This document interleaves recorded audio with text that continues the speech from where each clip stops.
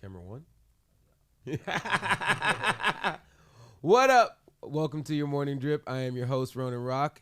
We also got E Weezy in the building. How you doing? What up? I'm like a guest.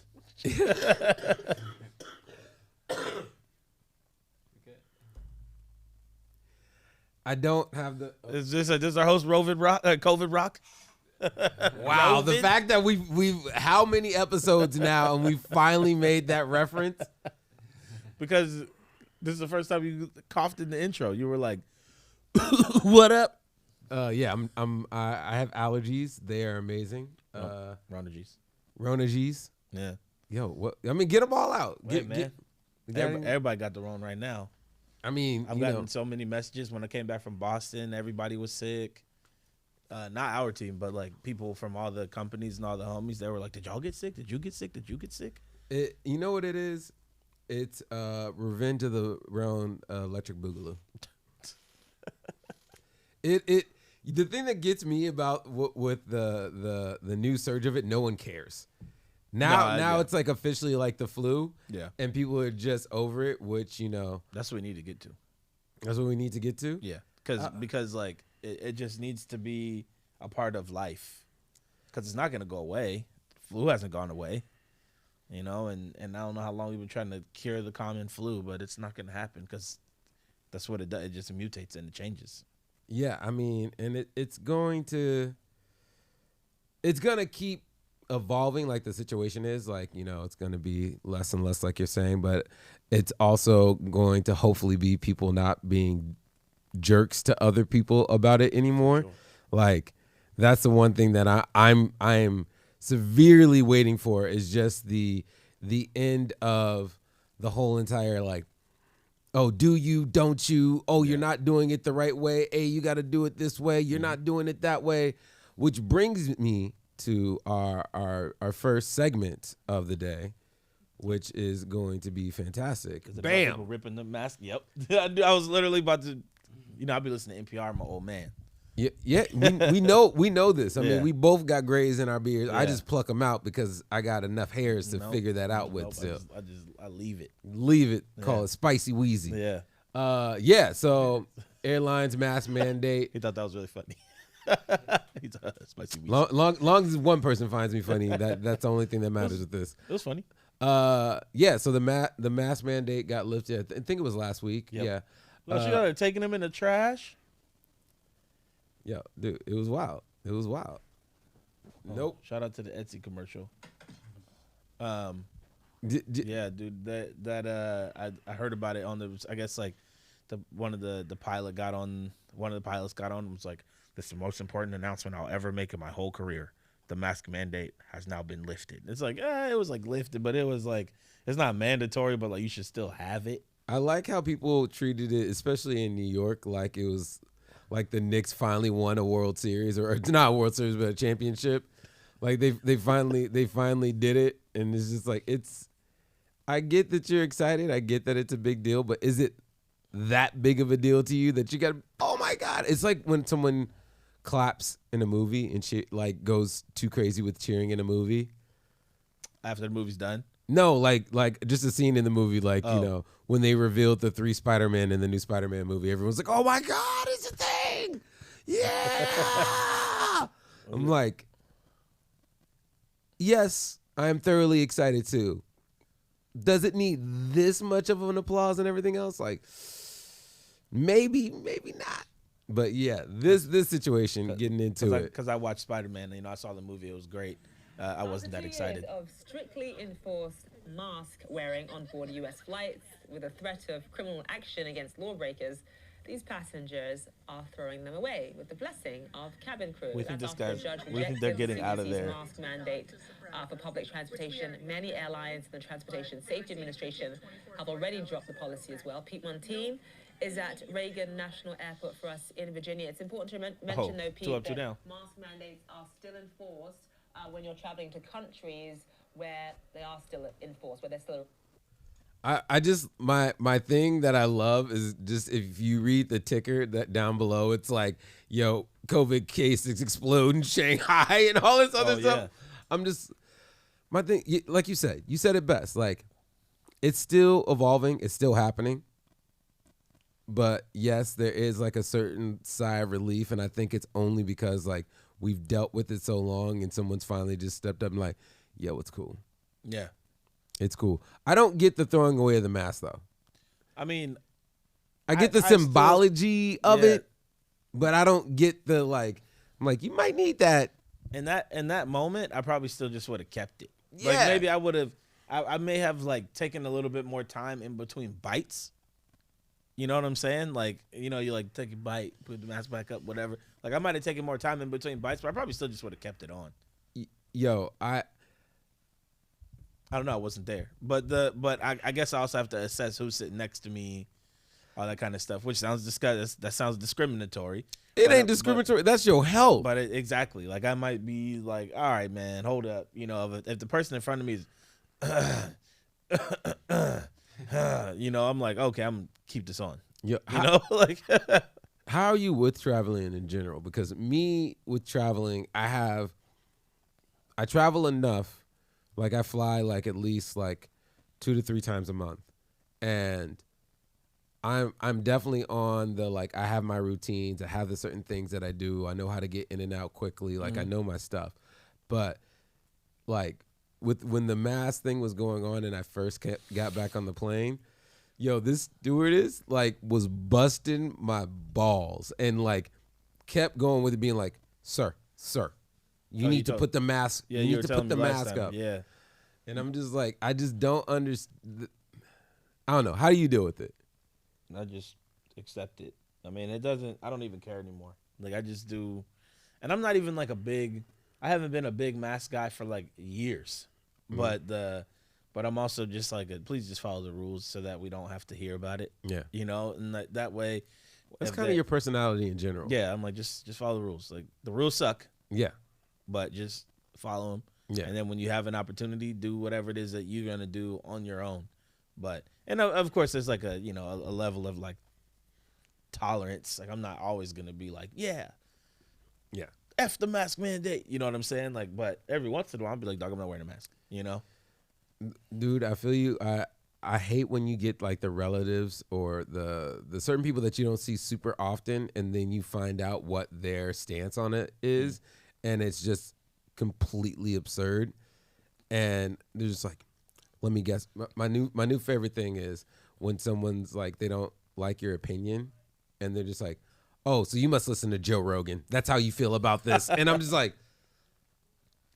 Then I would respond with, have you listened to it? Because it's actually kind of tight. Yo, dude, for real. Can we get into this for like a hot minute? Yeah. Yo, I don't get why it's such a thing to hate on Joe Rogan, and just in the sense of being like, there's way worse. Oh yeah, there's like he's just like new Howard Stern. Like remember how everybody hated Howard Stern? But I don't even think he's as bad as Howard Stern because no. I'm just saying he's like the new version of that or whatever that might be. Yeah, everyone's got to hate on him. Everything about his opinion is crazy, and I'm just like, everyone has friends that they feel like are problematic. Or like, for certain people, I'm not afraid of conflict. So I could be a hot button type person if you're very regular, level-headed, calm, even whatever else. Like I could be your hot button person.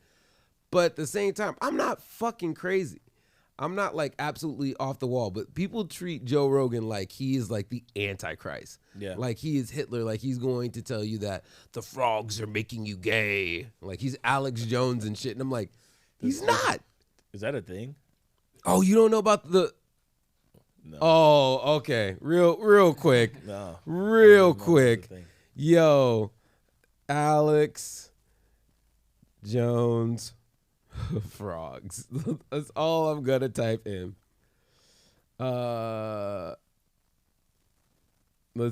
Please let it be a video. Do they have a video of this stuff?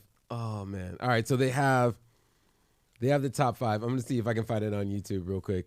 But yeah, he's said some wild stuff. That's one of the reasons why they tried to get Joe Rogan kicked off of YouTube because off of Spotify because he brought on Alex Jones and they're like, yo, this dude's a crazy conspiracy theorist. You need to get him off, and you should never have had him as a guest. Period. And he's like, yo, dude, like, if we don't have these people on or we don't like expose them, like, we can't have a conversation about it. I think that's the thing that I like when people talk about Joe Rogan, like, you know, negatively or whatever it might be. Joe really does just let people talk. Yeah. You know, and he gives people, and people feel comfortable with him, like talking about whatever it might be, whether they be under whatever influence or whatever on the show. But he gives people the platform to just speak, whatever it is. And he asks them questions that direct them. He's a good interviewer. Mm-hmm. Like he asks them questions that direct Sink or them. swim. Yeah, and so, you know, if this person is truly about it, then they're going to answer the question the way that they see fit. You know, I got no problem with it. Are the things that sometimes that they talk about on the show outrageous? Yes. Yeah, I mean, but that's what he's not interviewing, you know. But even if he does interview the worst person, like he talked about it on a recent episode, because I watch it pretty regularly. He talked about it on a recent episode where someone asked him, like, yo, do you regret not bringing on Trump? Like, and he's like, no. And he's like, if you didn't have to go with the rules and regulations that Trump tried to do with the interview, instead, you know, because Trump wanted him in the White House. Trump wanted final cut of the interview. Trump wanted it to only be less than an hour-long interview because Joe Rogan's are usually like 3 hours. Like, he wanted all these things, and Joe was like, no, if you come to LA, if you do the 3 hours, if you do X, Y, and Z, like, then we can do it. But like, if you're not going to go by these things, we're not going to do it. And he's like, I'm also aware that his aides are going to be sitting right behind him. And if I ask him something hot button, they're just going to pull him off the show. They'll be like, you know, he has to go press the red button and sink North Korea, like whatever it is. So he was just like, in the right environment, yes, but no. And at the same time, I don't feel like it would be fair to him because there's some questions I have to ask that he's not going to want to answer. And he's a person that's not afraid of conflict. So he's going to like go at it with me. Yeah. And he's like, it's not going to be good. It's going to be like good in a performance sense. It's not going to be good in conversational. Yeah. I mean, I think that's a fair answer because he's not going to be like, I mean, he's going to ask him about, hey, what's up with you and your daughter, dog? You know what I'm saying? Like, what's up with you and your daughter? What's up with these like opinions that you say one thing and then mean another, and like all the back and forth? Yeah, and whether he stands for him or not. Yeah, right. Like he's gonna be avidly like, hey. was like, I'm voting for Bernie Sanders. That's the thing that drives me nuts is that people are like, he's the worst, and he's like, yo, homie voted for Bernie Sanders. He wasn't like, yo, Hillary Clinton or any of these other people. He was like Bernie, like Bernie's my dude. Yeah. So I don't know, but here's the greatness of Alex Jones. This is the remix. Oh, don't want the remix. I don't like them putting chemicals in the water that turn the freaking frogs gay. Do you understand that? Turn the freaking frogs gay. Oh, man. Serious crap. Gay. Frogs freaking frogs. It's not funny. I'm gonna say it real slow for you. Gay. Frogs. Dog, I'm trying to figure out still what makes the frogs. It's like the chemicals in the water. They're putting them in and they're making the frogs gay. Do you also know what he's like super famous for? No. So there was a shooting that happened at a school, and he said that all the kids that were killed in it were like child actors. Like it was all faked. and then he's actually going through like a huge lawsuit right now, and he's doing some James Bond evil villain type shit where he's like, yo, he's getting sued. All of his companies are getting sued. But within that, he's like, I'm broke. So he's taking all the assets that he has and putting them in other shell companies and then having his friends, his kids, his family take over those companies. So then he isn't liable for it. Oh, yeah. So he's wild. And he also sells like these weird shakes and stuff on the show to like as his sponsors and stuff. Wait, so who? Okay, I'm gonna go back and watch that Joe Rogan episode then, because I'm just curious, dude. It's so funny in so many ways. Oh my god. Hold on. We'll go into the show. Like, I'll look. It's a lot, but it's also so much on so many levels. Anyways, so yeah, that's happening. Have you been catching up on your TV at all recently? It's playoffs, NBA playoffs. That's all I watch right now. That's all you watch? Yep. I watch playoffs, and then I watch Sports Center to rewatch more playoffs. So, all right. First question. NBA on TNT. One, do you watch it at home, or do you watch it like, do you go out to like a bar or something like that to go watch it? I mean, technically, I guess I watch it at home. I just watch it in cafe. Okay. Yeah. And then with that, do you like people to be around you while you're watching it? Or you like, care. You don't care? Yeah. I mean, as long as whoever I'm with, like I watched the Super Bowl with some people one time that were like, and I'm an Eagles fan. The Eagles were in it, and they were like cheering for the Eagles because everybody else in the room was. And then at the end of it, you know, most athletes or most sports people are superstitious. And what is it? I'm not superstitious, but I'm like a little bit stitious. You know, like the. I'm not superstitious. I'm just stitious. I'm just a little bit stitious. And I at one point, like I was holding a football. And I got up to go to the bathroom, and then like we turned the ball over, and I was like, no. So I just sat there and had to pee, but like held the football the whole game. And I just like, then we finally won, and I was like, oh yeah, okay, I got to go to the bathroom. And like, I just remember at the end of it, this lady, we were walking out, and she was like, thanks for cheering for our team today. And I was like, no, you are not a fan. And like I got like I didn't get mad, but I just got like, I was like, you're not doing that to me. You're not doing that to me. This is the only moment I will probably ever see this happen. I'm surprised there's not more dead stock merch that has to do with your sports likes. Like I could still see you with that goes back with to the Phillies eagle, and then with the coffee cup and its talons. that goes back to like superstition though. Like because I like on game days I won't wear team colors. Like if I go to a game I won't wear the jersey. I can't do it. I thought that it was like the exact opposite. You have to wear like the same jersey, never wash it for the whole season. No, everybody has their own. Yeah. Like, oh, so okay, so it's all unique to. It's like whatever the one game that you saw or the first one that you saw and you won, you stick with those rules. Something must have happened, or maybe I wore a jersey to a game and we lost.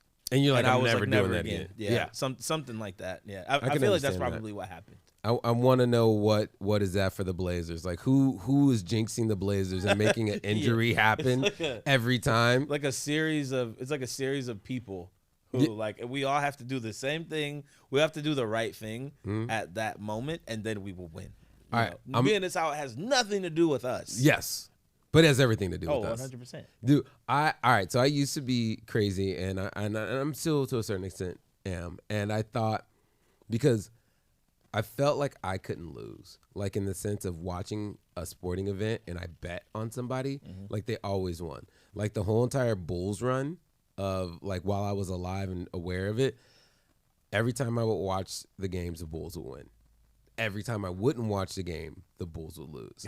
So like in the finals. So it'd be like, didn't watch the game for three in a row, Bulls lost 3 in a row. Started watching it with the like, friends, or it was on and da-da-da-da-da.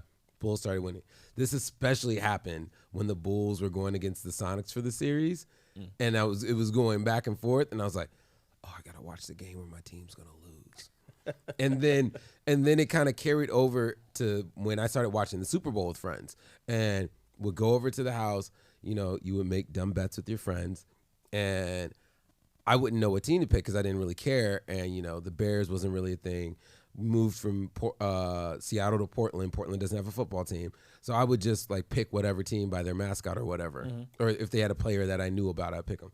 Anyways, long story short, pick that team. That team would always win. And I became like that dude. I thought I had the power. Like I was like Ed TV, and whatever team that I needed to won.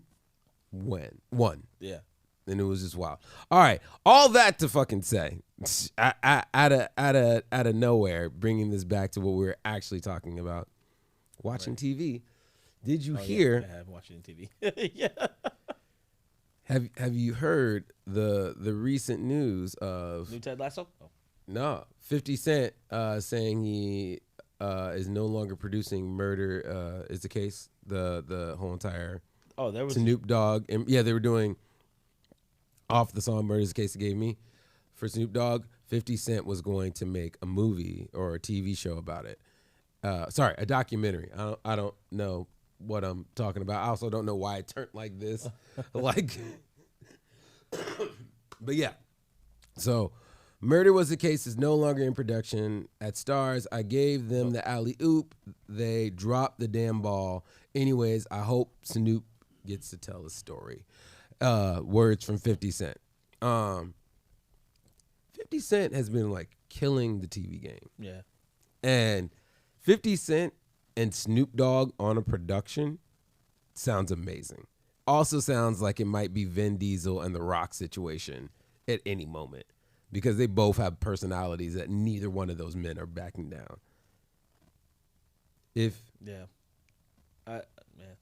Aside from this, because I have an educated guess in my soul, in my heart, if there is a documentary that could be made that Ian Williams, like, I need to see this before I die, like someone needs to make this documentary, what would that be? Because I have 3 documentaries that I if you were a studio producer, I would pitch to you, knowing that you would make them. So you give me yours, and then I'm going to tell you my 3. So if I wanted... So if you wanted a documentary to be made, like, it can be about anything. Oh, okay. But if your interests that you're like, this needs to be made, what would it be? Actually, I would love a documentary on, and I know they've like, there's been pieces of it. I should have like wrote these down and then revealed them to see, so you could believe me if I get it right, because I feel like I'm about to get it right. Oh, that you think that I would want? Yeah. Oh. So you just say yours. You just say yours. No, here, just write them down. Yeah, I mean, we got time. Okay, go. Well, wait, I can't say them then, right? No, you can say yours. I'm just gonna write them down before you say it. I'm gonna try to write it down before you say it, but go ahead and say it. Well, I'll just wait. I'm not gonna because I'm curious.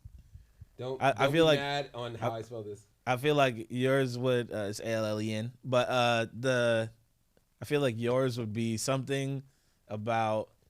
There would be one that would be like.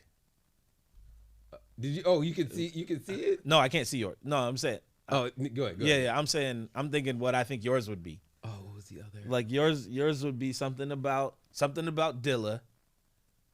Okay. Oh no, nope. I'm taking that back. One of them would be about Little Brother. Oh, weird enough you say that. Little Brother is making a documentary. Oh, all right. So I mean, you can still want to see it though. There would be one about Little Brother. There would be something about Star Wars, and then I'm trying. There has to be an obscure one. It'd be one like I don't know.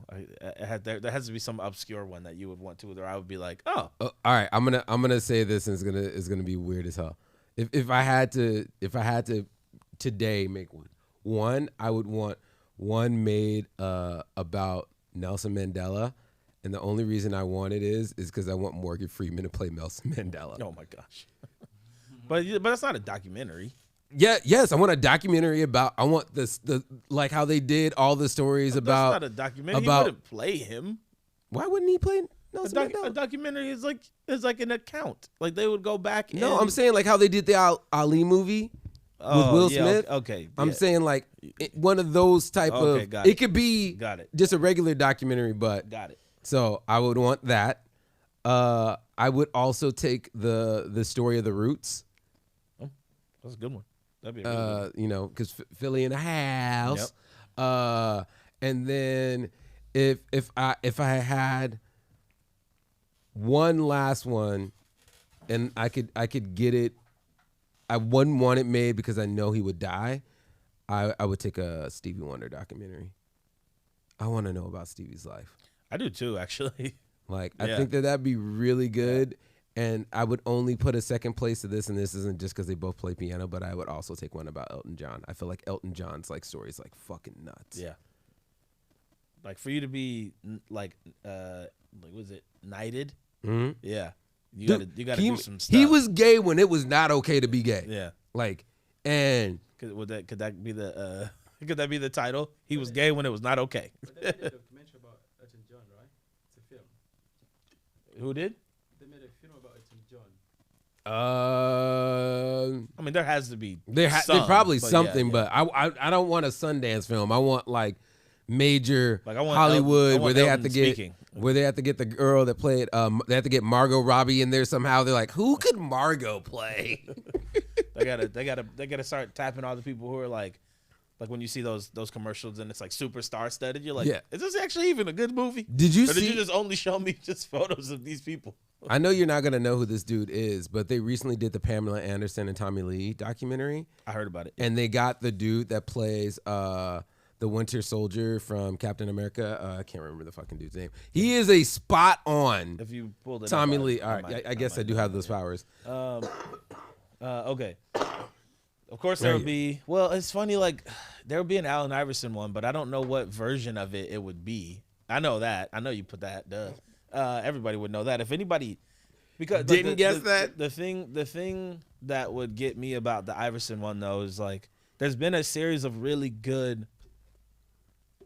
There was something that happened. I want high school Mhm. from when he was. Actually, I want middle school to high school Okay. because there was something that happened with him at a bowling alley that made it so that he was ineligible to play for his senior year. Yes. But when he was really young, he never wanted to play basketball. He wanted to play baseball.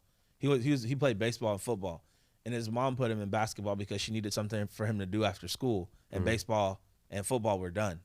So she was like, "You're gonna play basketball." And the first time he went to go play, he was like crying the whole way there because he didn't want to go, and then he cried through practice. But then he was like really good at it, and so I wanna know about that time period up to what happened because there's been things where they talk about the football. I mean, like what happened at the bowling alley. The second one, I want to know about I want to know for real about like some origins of some Dirty South stuff.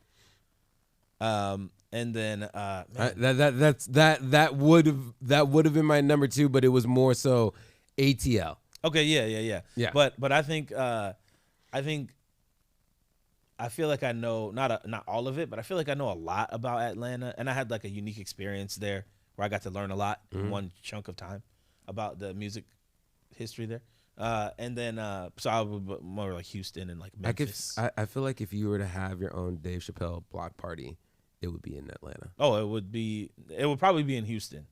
Okay. Yeah. But I don't know. And then the third one, I truly want to know about how this homeless thing started in Portland. And I've been on some like city council meetings and stuff like that, and I'm starting to understand how it Weezy. happened. No. Informant Wheezy. Like I just want to just Snitch and Weezy? yeah, man, snitch or Wheezy, I'll take it. Hey, it's about to be out here at 6'9" and Takeshi 6'9" and all over the place. I'm telling. Wow. Yeah. But yeah, those are my 3. What'd you put? One was Iverson. I know. Iverson, ATL. I can't remember what my third one was. I was trying to get it out and I couldn't. But that's pretty good. I mean, I'm pretty shallow when it comes to those things. No, I think that those are very valid. I would also, if I got to do an honorable mention, I would do the documentary of Samuel L. Jackson. For you? Yeah. Yeah. Because his storyline is nuts. Like, he was a drug addict, crazy back in his younger years, and like he didn't fall into acting, but when they cast him in, was it New Jack City? It wasn't New Jack City. Oh no, it was Jungle Fever. They cast him for it, and he was just literally like, they needed a crackhead, and I was fresh off of rehab, so I looked the part, and I was like, damn. Was he always an actor? I mean, he was a crackhead. Well, I mean, like, what was he always a? Did he do something before this? Like, he Yeah, probably, like, did he go through, like, it's always interesting to me that actors and stuff like that go through, like, acting classes and, like, school, and, like, even, like, the hardest, craziest, like most, like, y'all, man, that person's hood. Like, you did Shakespeare probably. Yeah. You know what I'm saying? Like, you wore tights and all that stuff. well, here, we'll just really quickly watch this trailer because it's only like a minute long. State your name for the record. Does she not look like Pamela Anderson? I know, yeah. I mean, you start doing all that stuff to your face, anybody could look like Pamela Anderson. That is the dude. Oh, yeah. That really does look like him. Attractive. I like to smile. I still do. We're so good together, Pamela. I love that I paused it on that scene, but Yeah, it's, yeah. I mean, that dude spot on looks like Tommy Lee. They both look like them. Yeah, I was like surprised with just how like, big Margot Robbie is that they didn't cast her in this role. But at the same time, this woman looks like Pamela Anderson Lee. The weird thing about this documentary, though, and why we kind of got in this whole thing, she didn't want this thing to come out. Pamela Anderson didn't. I mean, it probably, Because it's like portraying like her worst part of her life, which was the whole entire sex tape scandal, which is like crazy to think about.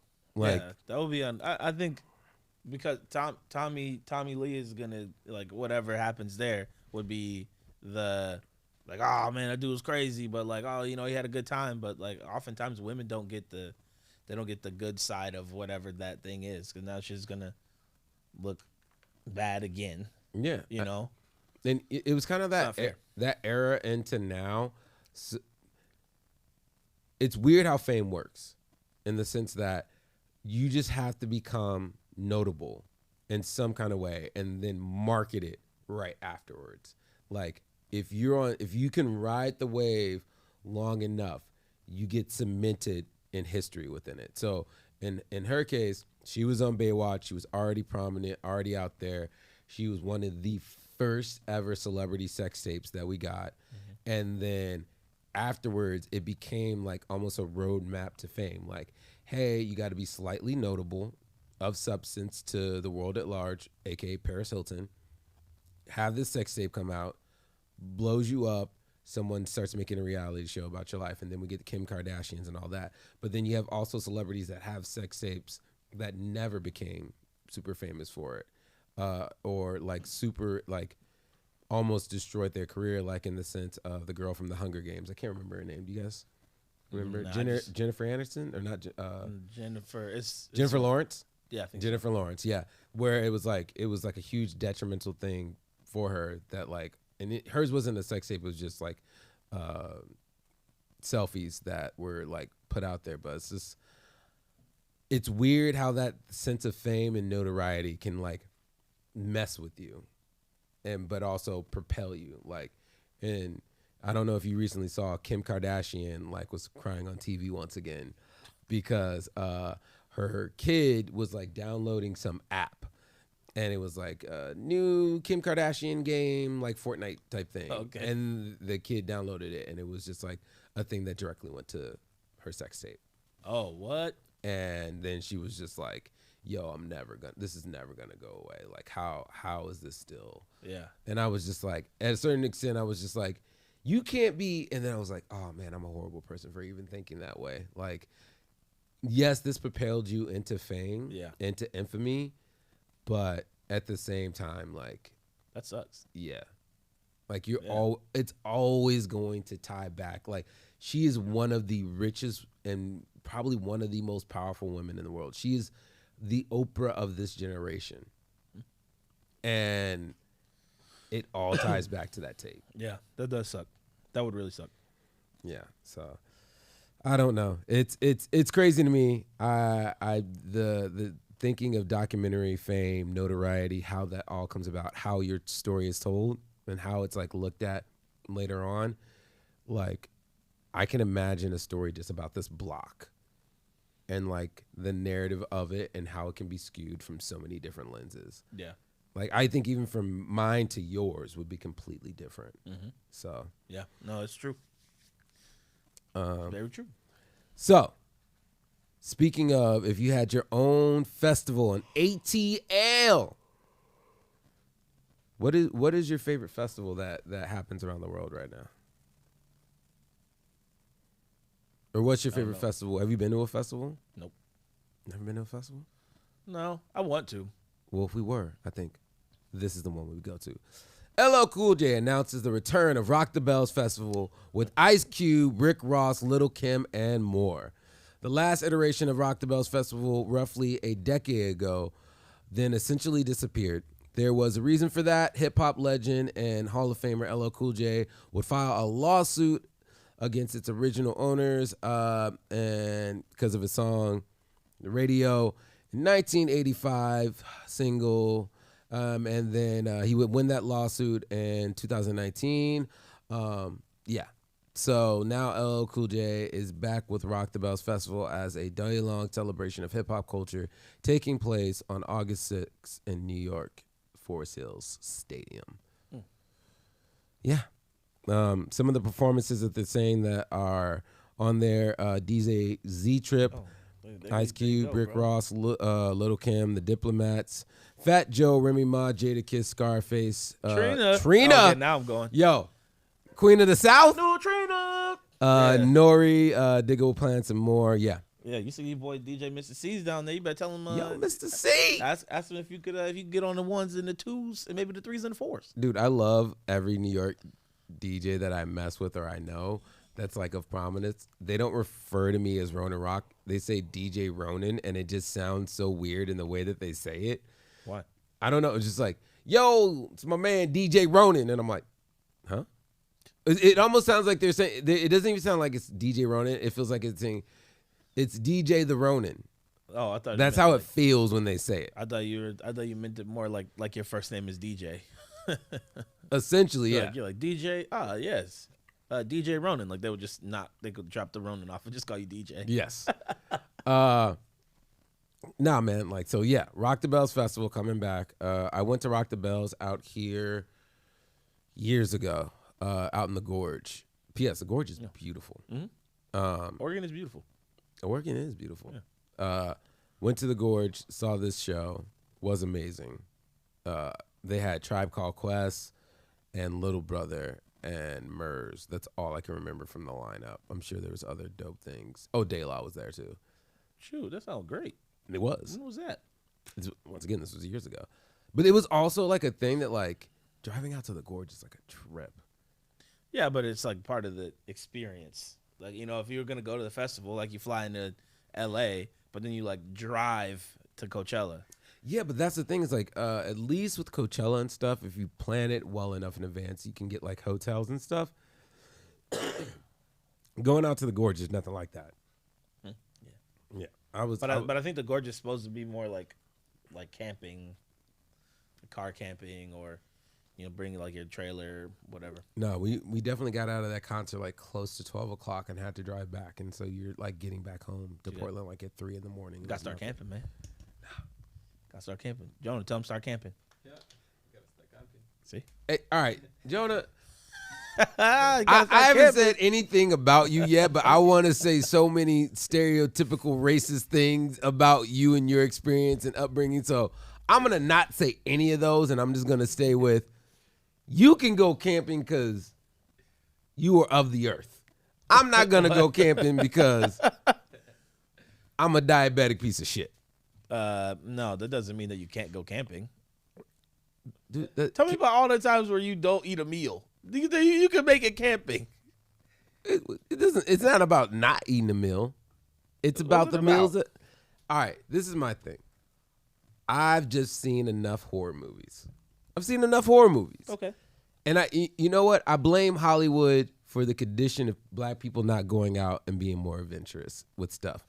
Because we are showed in every instance, we are the first ones to get fucked up. Yeah, for sure. That's why you got to go out there and You know what? flip that. You know what I would rather see a movie about? I need more movies based in Africa. Agreed. Like, I think, and I need movies based in Africa, and there needs to be no tiki flies. There needs to be The flies landing on the lip. no. What did Chappelle say? He's like, you can do this. Dude. I need no malnourished people. I need it to be like Real? not real, but I just need. That's what it really is. It's No, not, I- it's not most of those things. Well, it's just like every time you see a movie about Africa, and that's why, I'm always forever loving Black Panther. It's just like, yo, I need movies where it actually makes it so it's a tourist destination and not a pilgrimage for white people to go up and be like, I went up and I built a house for these people, or I built a water well for these people. Like, I don't need the savior complex vacations for that kind of stuff. But I don't. Am I a weirdo for saying that? Like, No. Not at all. That's definitely true. like I need a Minority Report in Africa. I need some all the, like, not even Asian kung fu or gangster movies that are from like different regions. I need those movies in Africa where it's just like, yo, don't let it be a warlord type da da da da da. Just make a good solid movie that just happens to be this is the backdrop of. Yeah. Like, give me a 007. Give me the 007 Idris Elba, fucking South Africa, fighting the white apartheid leader, kicking ass and like taking names, and there's like a racial undertone, but it's not blatant. That's what I need.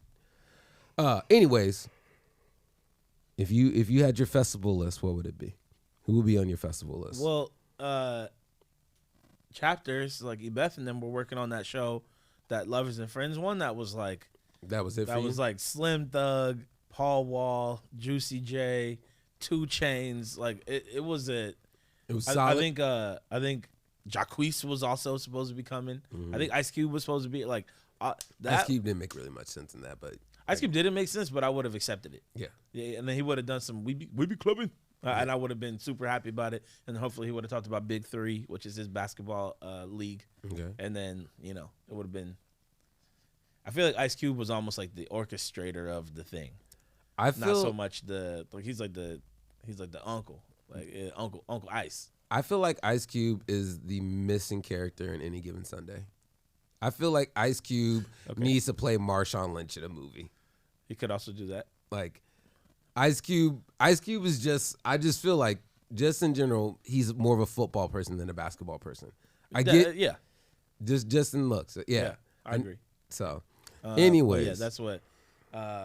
And then there would be like a magical performance by Mike Jones, because the last couple times I've seen Who? Mike Jones has been not great. What are you talking about? Jerry brought him out here for the day fade.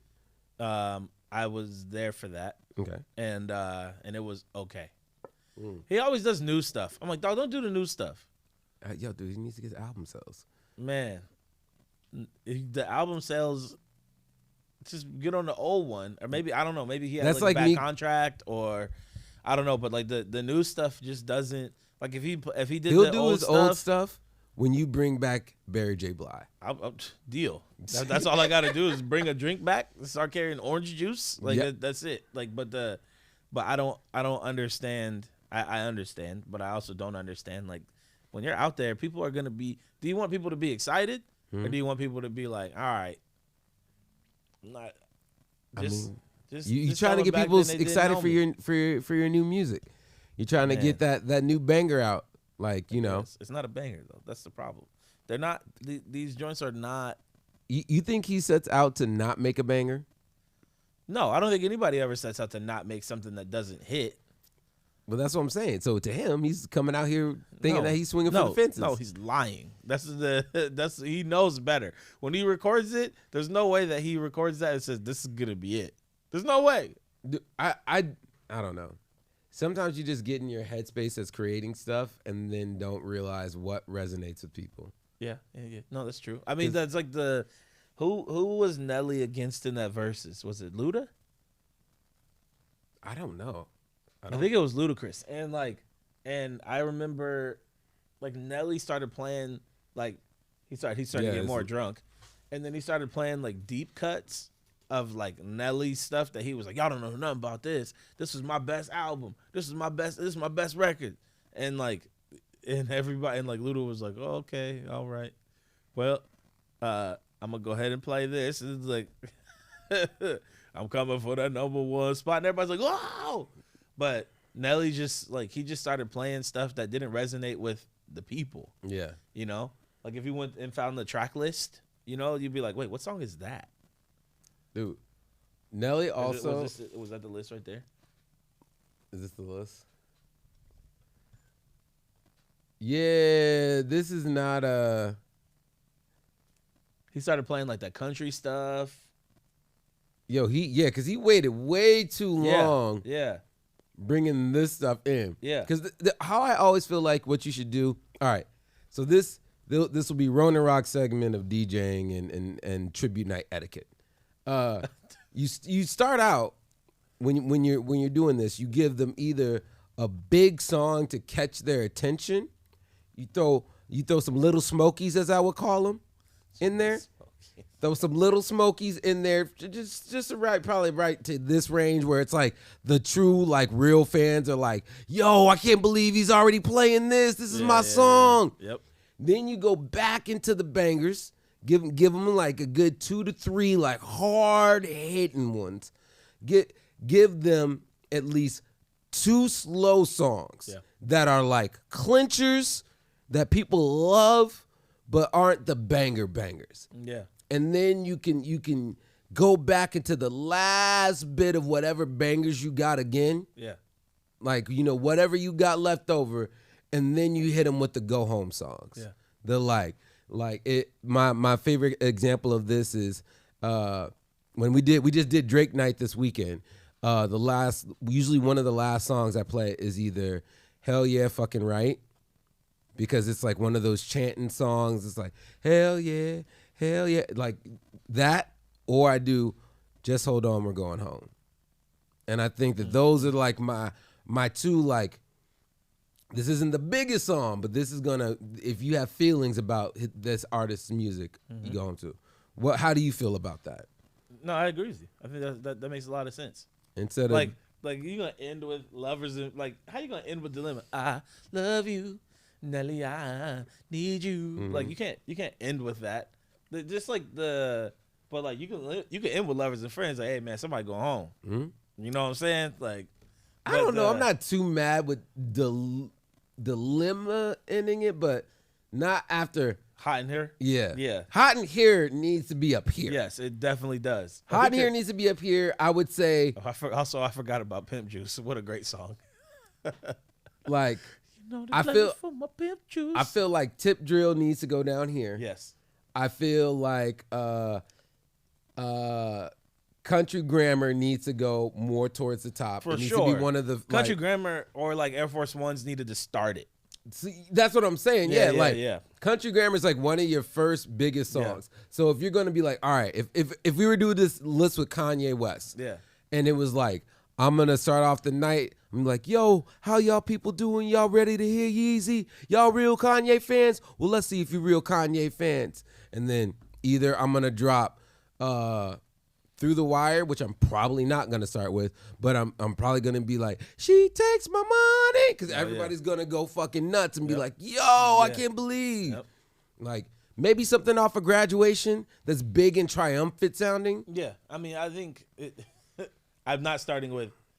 I don't even know what that first song is from Nelly.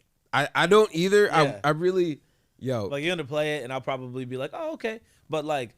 Luda starting with Welcome to Atlanta. You know, Nelly's like, listen, I'm telling you where I'm from. I'm starting with this track because this is where I'm from. This is what we represent. You know, so like, yes, you from Louisiana, whatever. That's cute and all, and maybe that song is actually about Louisiana. But yeah, go ahead and play it. Tell you the truth, I just want to go to the club. Me too, baby. Come on. Ladies and gentlemen. I would not have started. I remember it now.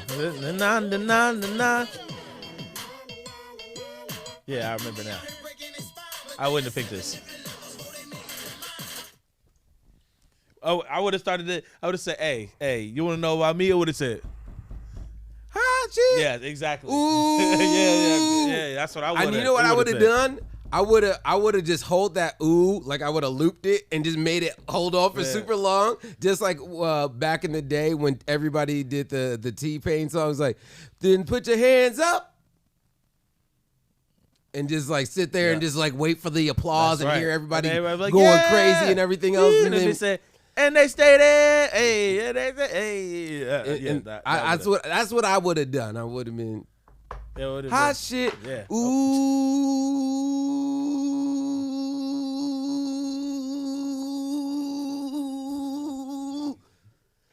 we getting down, baby, low speed in the Range Rover. Can you do that first line for me? Just say the lyrics. I don't know it. I don't know what it is. That's the same thing as Tribe Called Quest. Relax yourself, girl. Please settle down. I did not know that was the actual lyric of it. I didn't know until you just said it. Yeah. Thought it was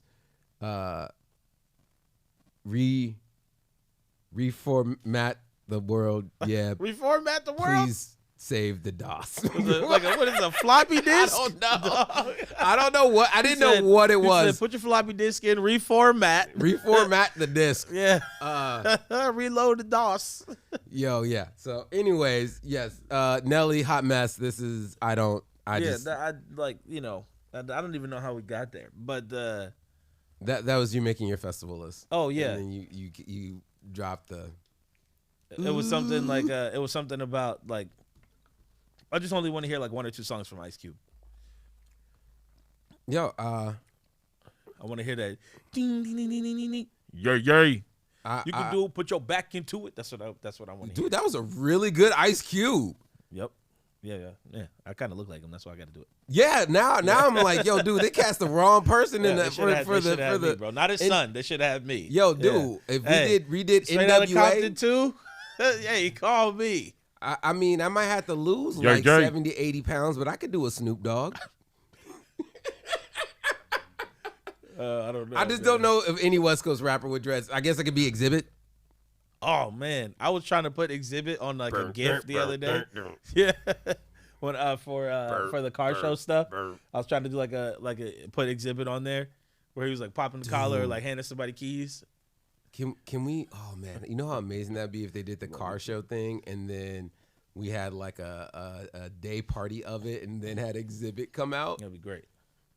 He can't be that expensive. No, he's got to be like $20K. Like he can't be. Yo, that's pretty expensive. Because you got to fly. Like I would think that 20 would include the flight and the hotel. See, you're the reason why rap artists can still live because you be paying them prices. I ain't. Dog, you really about to fly Exhibit here, not first class? You can fly him out here, not first class. He's only coming from L.A. He's not gonna sit in Comfort Plus, bro. Oh, all right. The only thing and is, it's not only gonna be Exhibit. Exhibit is still living hopefully off the royalties from fucking Pimp My Ride. Oh, for sure.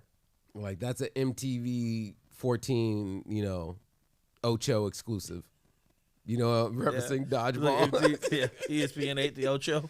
No, all right. So if I gotta say, if for a lineup for me within that star study, I just really two concerts that I wish I could have saw when they're in their prime.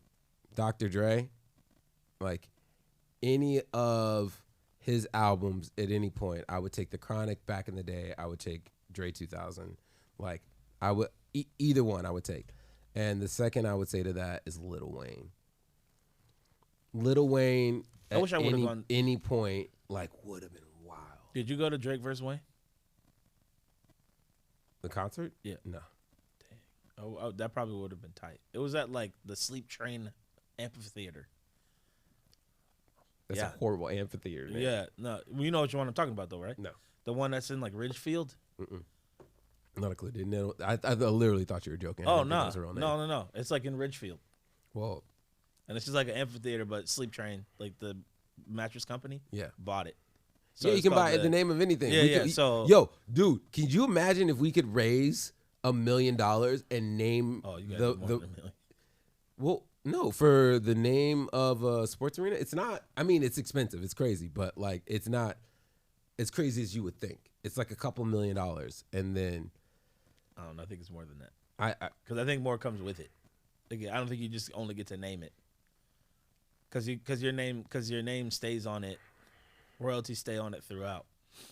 because I don't think you get money for merch or anything else like that. No, you don't. Let's see, Moda. But your name goes on some of like team stuff. Yeah, but I think that's also like a part of you paying in. As I'm saying, it's included. So It has I just want to know what the name cost was. It's saying that it was like the arena cost like 262 million, but I'm like, yo, just how much does the name cost? Yeah, you can probably type in something like Rose Garden Moda Center name or something like that.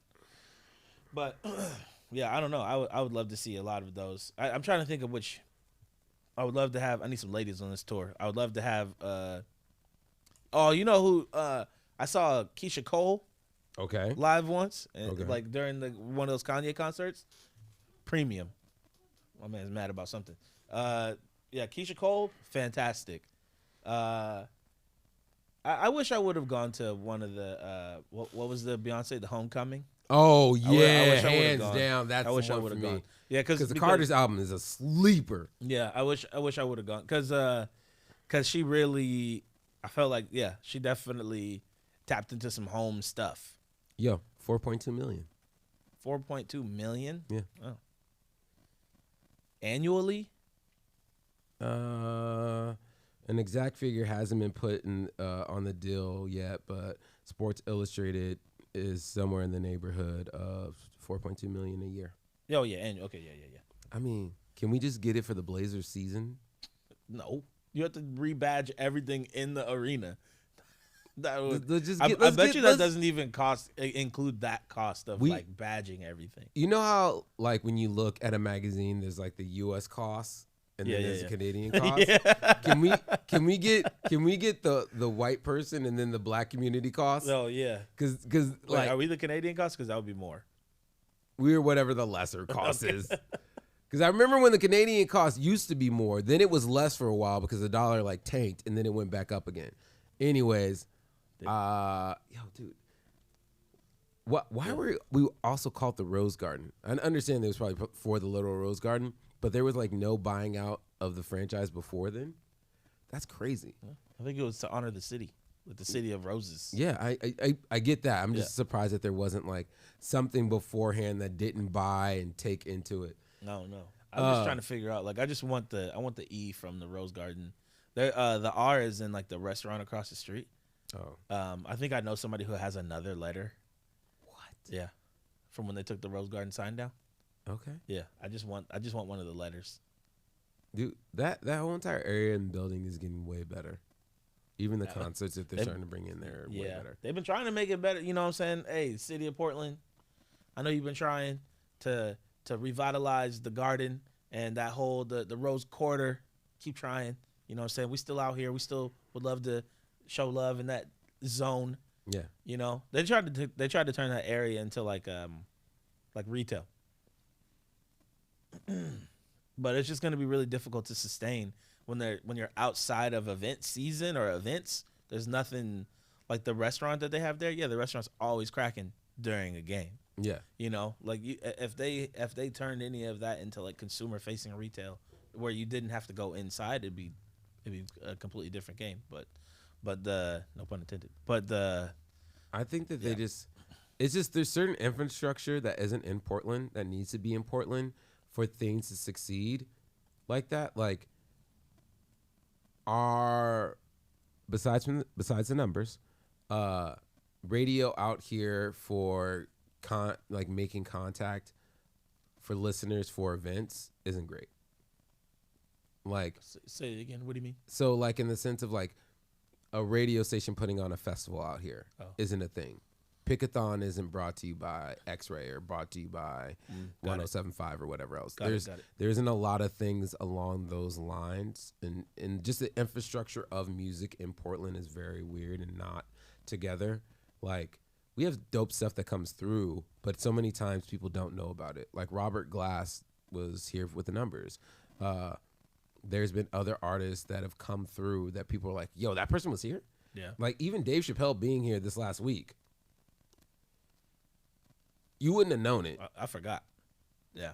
Like, he was here on 420. I would have thought everything in the city would have been crazy about him. I thought I would see a bunch of stories, people sneaking their phone in, trying to get little snippets of stuff.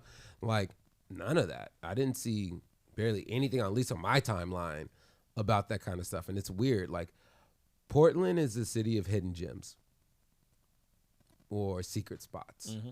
I think that we should literally change our logo to that. Yeah. And also, Portland is not weird. It's pretty weird, bro. Dude, I going out to other cities lately, how much they're like, oh, like we're super gay friendly, we're super like positive of people being unique and being like inclusive or X, Y, and Z. I've been out to other cities recently. Seattle's pretty friendly. There's a lot of nice people up there. Seattle's nice. And then there's a lot of fucking weird looking, interesting, like dressed people and everything else. Mm-hmm. Like, I think we're not as nifty as we thought we were. No, it's not. I wouldn't necessarily say it's that that we don't have unique things here. It's that it's our obsession with, and like it's just how unique. Like if I got on the flight coming back to Portland from Boston, if I walked without seeing where the city was, like for the flight, sound like death. Without seeing where the city was, if I had walked past a bunch of gates, yeah, I would walk past one of the gates and be like, that gate's for Portland. Like, but I wouldn't walk past one and be like, maybe that's for Seattle. Mm-hmm.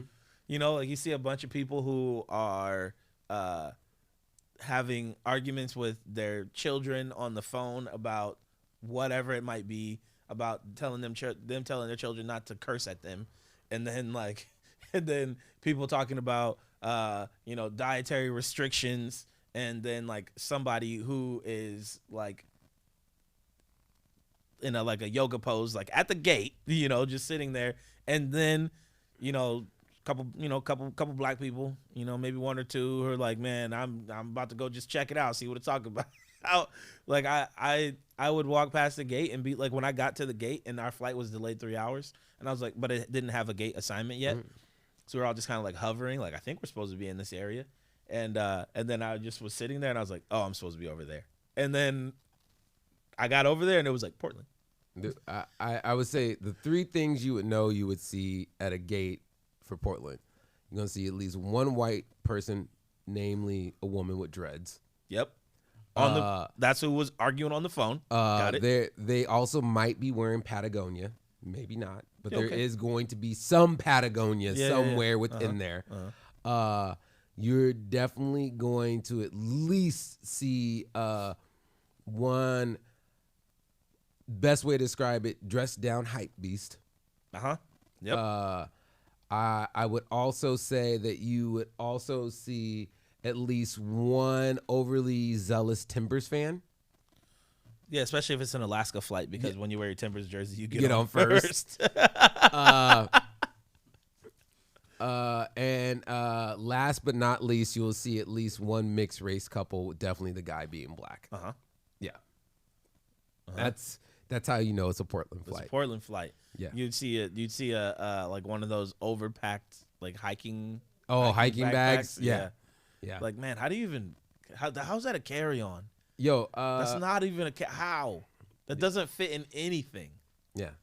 Also, that's too much structure. Also, you will see either a young and or old Asian couple of some sort. It's definitely on there. Yeah. John, what would you see on a Portland flight? I've been talking to the mic and make sure your mic is turned on. I definitely the ratio. Hey, bring the mic down. Bring the mic down. You could. Okay, I really you mentioned about the ratio couple. That's definitely my number one. That's definitely your number one. Yeah. Yeah. Yeah, I would just be like, I'm telling you, I was looking at it and I just was like, this flight is going to Portland. Yeah. We had a lot of sneakers like this kind. Yeah. And, you know, so little some sneakers. Oh yeah, there's also going to be a white dude with some kind of weird facial hair. Oh, yeah. And like a flipped up hat. Yeah. Like a biking whatever, some kind of interesting hat wear. Nah, somebody's wearing a fedora in there, and I'm like, that doesn't even match the fit. Like, Yeah. why do you have on sweatpants and a button up? Someone's got and a chrome fedora? backpack. For sure. Yeah. For sure, like a messenger bag. Yes. Yeah. Yeah, someone has that on there, and there's at least one person with a coping pet. At least, Like a, but it's like a cat. yeah, Like, how is your cat your emotional support animal? Yeah. Like, you gotta. I like coping pet. That sounds like a line of like toys Yeah. that you would see for kids. Get your coping pet.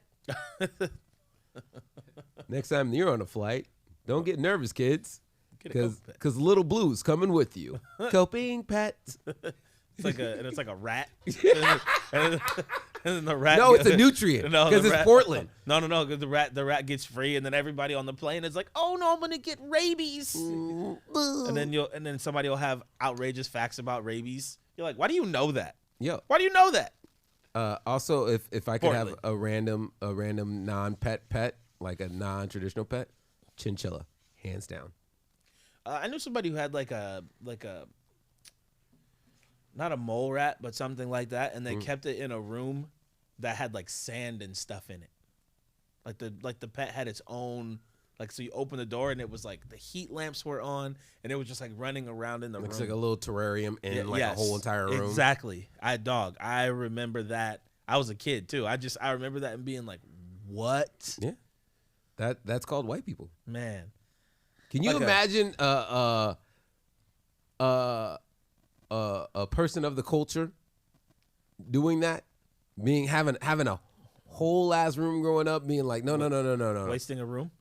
This is the dog's room. I even like I found it crazy. I swear I have friends who's they I'm like, had yo, if that's animals that not had the rooms. laundry room, if they're not in the laundry room next to whatever said thing, if you give them even if you give them the closet, Yeah. but you're like, hey, we're gonna empty out the closet, we're gonna put a TV, we're gonna do a little bed, we're gonna have like, a little like bowl and da da da da da. I'm like, yo, you doing too much.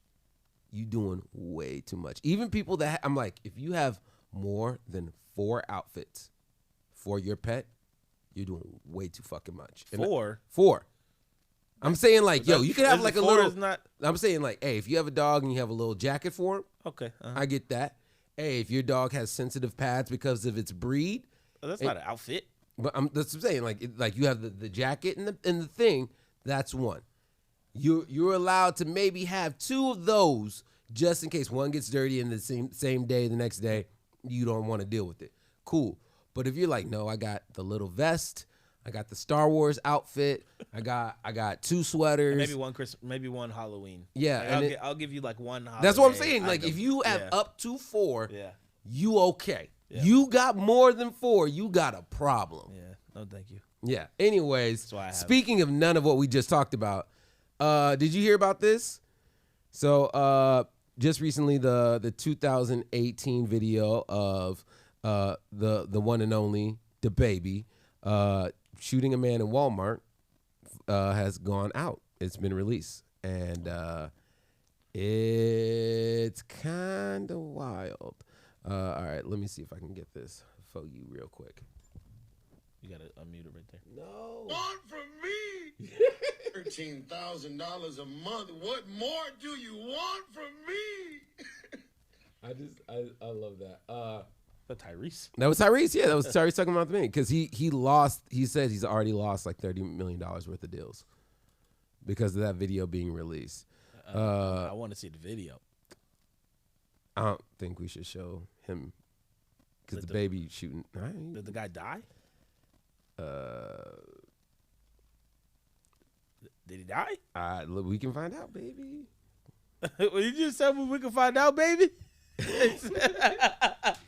We can find out, baby. I said maybe, but we'll go with yours because yours sounds funny. Yeah, it was a fatal shooting.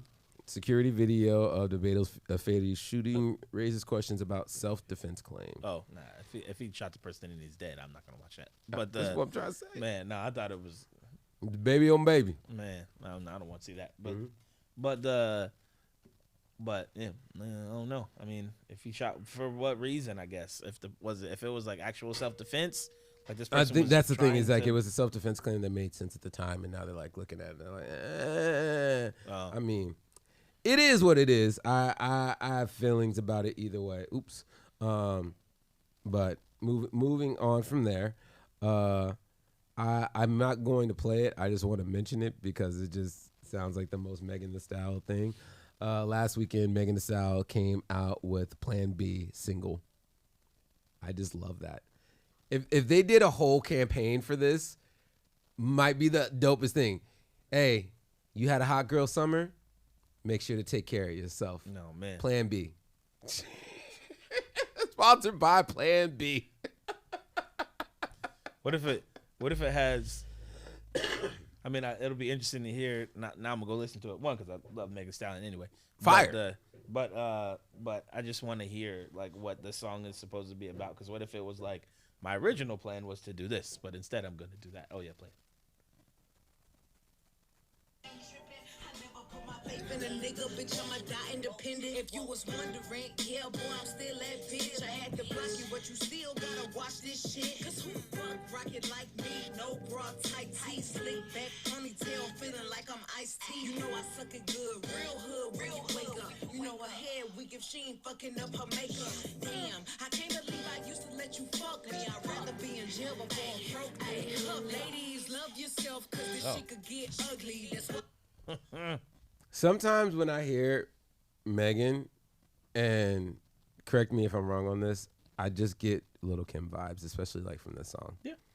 And I like the next options are Country 2022, Doja Cat, Relaxing Jazz, and then back to Plan B.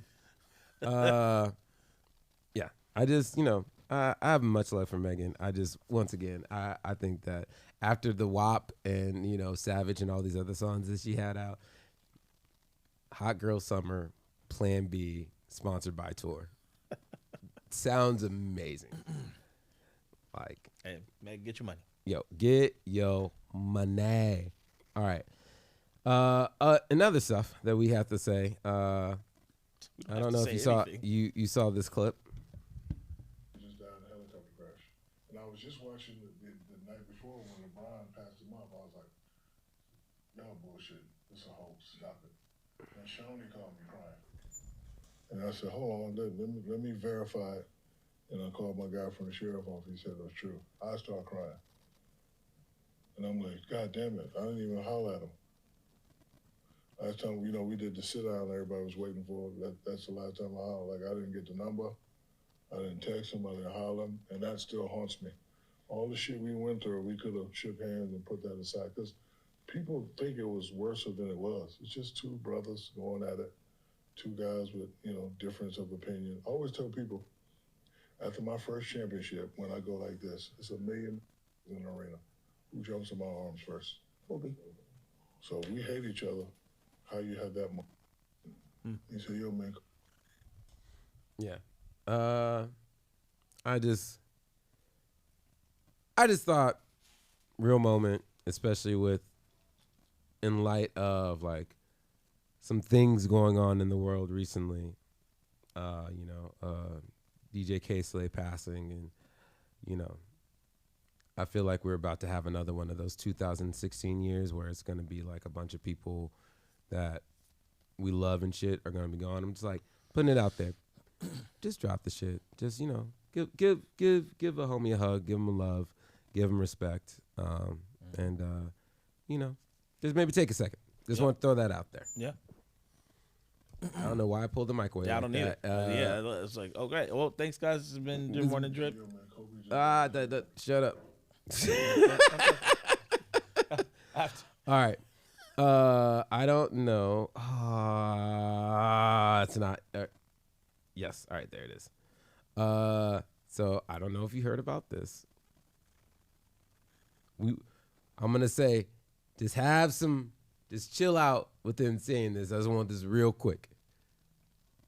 Cuba Gooding Jr. I just saw it. hosting an event at New York City strip club 2 weeks after pleading guilty to forcible touching of 2 women. Damn, bro. Could have waited. Yo, you can't blame radio for this one.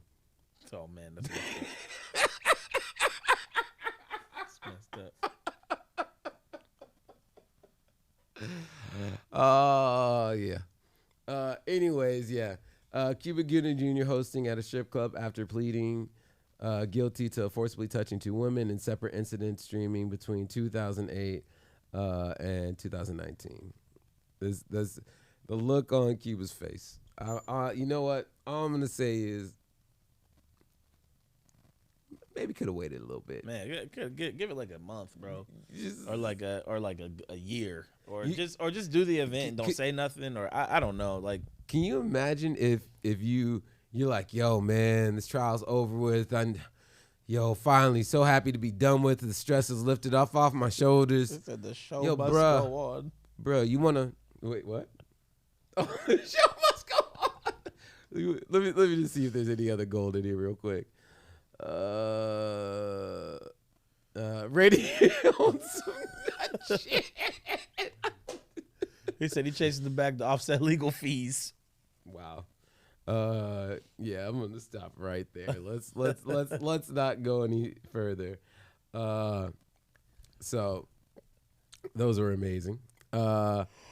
So we are getting to the later point of the show of other greatness, and I wanted to get your take on this one because I know that it matters so much to you. Lawmakers pushing for marijuana. Is that, can we make that? There has to be a child named Marijuana. No, that sounds like the new holiday. Man. It's like you got 420 in the springtime. In winter, you got marijuana. That's what I'm going to start calling 420. I'm going to start calling it marijuana. Marijuana legalization on 420, but federal action appears uncertain despite public support. How you feeling about? Because I know you don't smoke. Let's be blunt. Fire. How you feel about this? I mean, it's the inequity of like people in jail and I don't know if inequity is the word, but the like people in jail because of possession or whatever it might be. But then on the flip side, like I've been in a scruple club or two, and there's people in there who you're like, hold on a second, how are those guys? How do they have a whole booth, got dumb amounts of money, all that kind of stuff, and they're just like tossed in cash? Like, where's this cash coming from? Oh, weed money, right? And now it's perfectly fine. It's perfectly legal. A lot of it is untracked, and it's like boatloads of cash, and that in the opportunity, and those people are not black, or a lot of times, most often people of color who are in jail and who can't vote now, who can't get apartments, who can't get jobs because of this thing that everybody else is making big money on. It does need to be, it does need to get legalized so that federally, so that side of everything can be, like I have friends who work who are professionals in the industry, and they talk about like when they have to go to the bank. There's only one bank within like hours where they can go and drop off cash, and that's like super dangerous, for them to go and make that bank trip. Yeah. I mean, it's very much for me. I just look at it this way. There's a lot of places that are saying that they're now going to make certain regulations where the first people that can get licenses are only people that have had drug charges or things of that nature. And I'm just in my head, I'm just like, as much as I I see the need and the point to do those kind of things, I'm also like, there's people in the black community that also can use that aren't trapped within those things. And if you widen it to the families and also other people that are connected into that, it might have a more beneficial role, because you're putting back someone into the legal gray, where it's like, yo, so they legally can sell this, but then federally they can't get their money processed, their taxes all messed up. They're like dealing with a bunch of different stuff. So it's like you're still putting these people and these minorities through different hoops than these other rich people that are in the same thing. And it's like their opportunities to sit up here and bring their money into banks and stuff is already going to be looked at skeptical. Like, look at the situation with the director of Black Panther. He went and was making a bank withdrawal and wrote down the amount on a bank slip, handed to the teller, and the teller thought they were getting robbed. And then called the police, and he got detained and everything else. And he's like, yo, the fact that I did this, I just wrote down the money and was like trying to be discreet about it. Didn't show a gun, didn't do anything of that nature. And we're in a pandemic, so I'm wearing a mask. Makes you think this. Yeah. Like, this is fucking crazy. Like, this is like. But it's like, also, like, you have my ID. Yeah. You have all, like, if I just gave you all my information and now and then I'm saying, and I want this amount out, if you look at my bank account that my ID is attached to with my bank card, why would I give you all this info and then ask you for X amount of money? If I'm asking, even if he's like, I need 100,000 now. If my bank account has 200, like has 2 million in it, give me my $100,000. Yeah. Right? If somebody goes in and they have $100 in their bank account and they say, I'd like to withdraw 90, somebody's not going to be like, you can't withdraw up to the amount that you only have in your account, you know?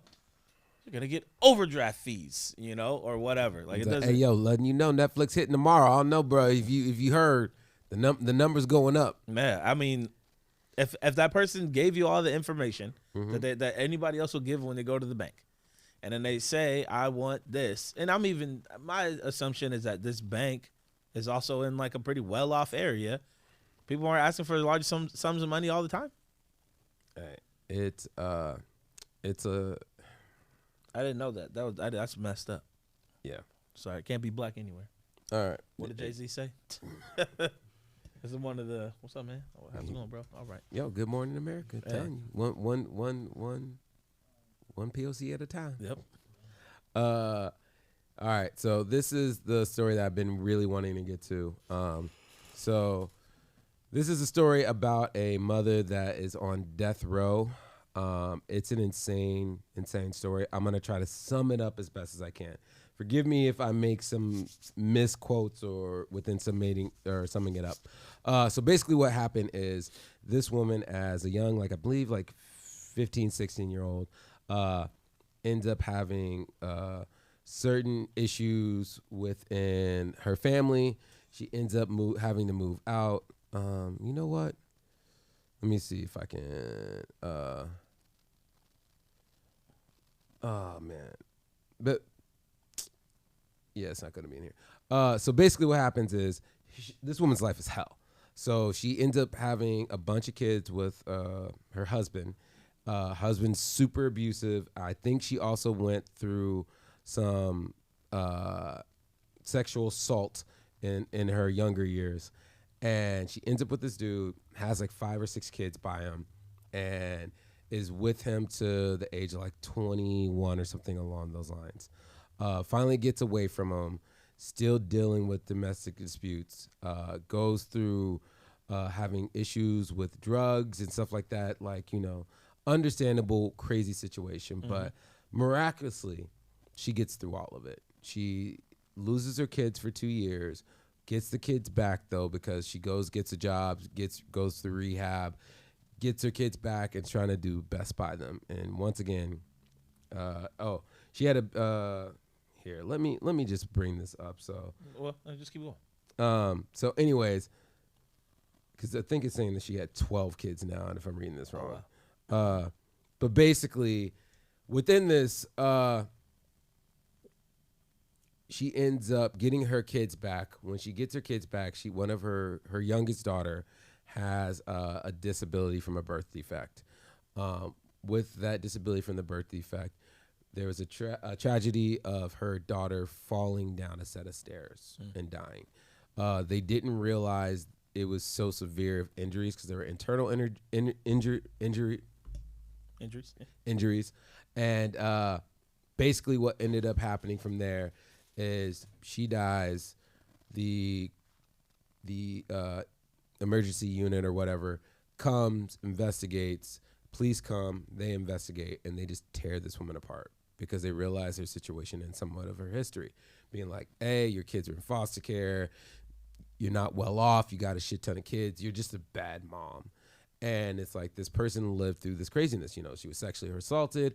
Her husband was abusive. She had to sit up here and get away. She, you know, was addicted to drugs at a certain point, but got her life together, got back all of her kids, survived all this, and then a freak accident of her kid falling down the stairs sets in motion this now crazy trial where she gets convicted of murder because they basically have her in the police detainment.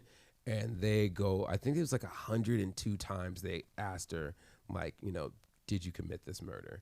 And one time she broke in duress and said, yes, like it was my fault. Like this situation was my fault. And they're like, cool, confession, we're using this. And so it all turns out that at the very end of this situation, her kids are like fighting for her freedom. And she's on death row. A bunch of the people that were a part of the jury, I think like, not a bunch of people, but I think like 2 or 3 of the people were like, yo, if we would have had this information, we would not have convicted this woman. And even like some of the other prosecutors, the mayor, or not the mayor, but different people in that regard are like, yo, we need to retry this woman. Like, we understand what happened within this process. Like, please, let's fix this. But she's sentenced to be executed this week. Oh, wow. So a bunch of people, including the Innocent Project, Kim Kardashian, and other celebrities are arguing for her to at least get this, like retried or something? Getting retried, but getting pushed back. Yeah. Let's like, yo, like, let's defer this. Let's push this back a little bit to give more time because we need to realize this. Yeah. One of the things that I'm struggling with is why when we have these trials and we have these situations that we realize that something might be up with it. And it's been like, you know, she's been in jail for like almost over a decade, I believe. And it's like, it's been this long until someone's being sentenced for execution. What's another X amount of time before this? Yeah. Like, and why does it take the pressure of someone figuring out like, yo, this person's about to die in like a couple of months or a couple of weeks. We need to sit up here and figure this out before they can start to look at this. Yeah. Like, this is why I hugely don't support the death penalty. It's just because I'm like, if you get it wrong once, that's a tragedy. Like, it's, you know, how many people like have been killed and sentenced to death and have to go through that stress for years, decades, knowing that they're at risk. Like waiting. Yeah. I don't know. How you feel about it? I mean, I think it sucks. And it just should be, knowing all of that should be enough for you to, I mean, I guess everybody would make a case every single time. How do you, I want to make sure to pronounce her name right. Can you, Melissa? I think it's just like Lucio. Lucio, yeah. Yeah, it's, convicted of murder of her 2-year-old daughter in 2007. Yeah. I mean, if she truly did it, I don't even know. I don't know. But it sounds like she didn't. And like, why would you be on the? And even, it sounds terrible, but even then, if she really did do it,